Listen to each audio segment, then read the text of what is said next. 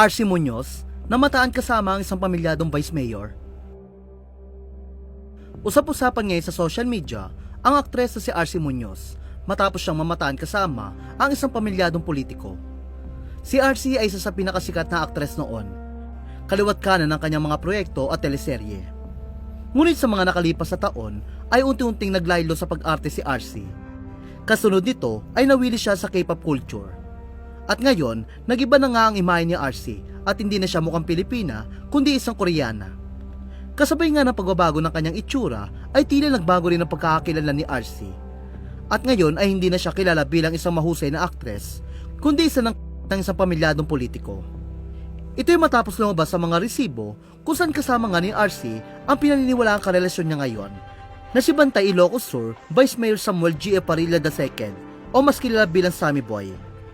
Sa programa ni Christopher Min, inilabas nga nila ang resibo na nagpapatunay na magkasamang lumipad patungong Europe si RC at si Sammy. Makikita sa larawan na magkatabi silang nakaupo sa Etihad Lunch Area. Sa isa pang resibo na isa namang video, makikita na magkatabi sa eroplano sina RC at Sammy. Matatandaan na una nang itinanggi ni RC na may namamagitan sa kanila ni Sammy. Ngunit ayon kay Christy, kahit mag-deny pa raw si RC ay hindi raw makakapagsinungaling ang mga resibo na lumabas. Ni Christy, mag-deny ka, may maglalabas, i-confirm mo, meron pa rin. Alam niyo po mga kachika, kaya kami nagsasalita ay dahil sa social media ay wala nang ligtas ngayon. Akalain niyo po noong June 12, nakikita si RC Muñoz sa lunch area ng Etihad. Etihad ang kinuha eroplano at meron siyang kasama. Ito po ang mga retrato, paulit-ulit po namin ipa-flash na iba-iba po ito.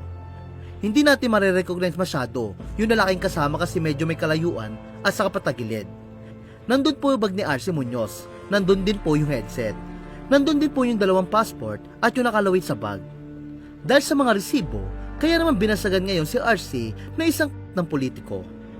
Inilahan tulad pa ng netizen si RC sa vlogger at aktresa si Ivana Alawi na nalilink din ngayon sa isang pamilyadong politiko. Sa ngayon wala pa naman payag si RC sa mga larawan at video na lumabas na nagpapakita na magkasama sila ni Sammy.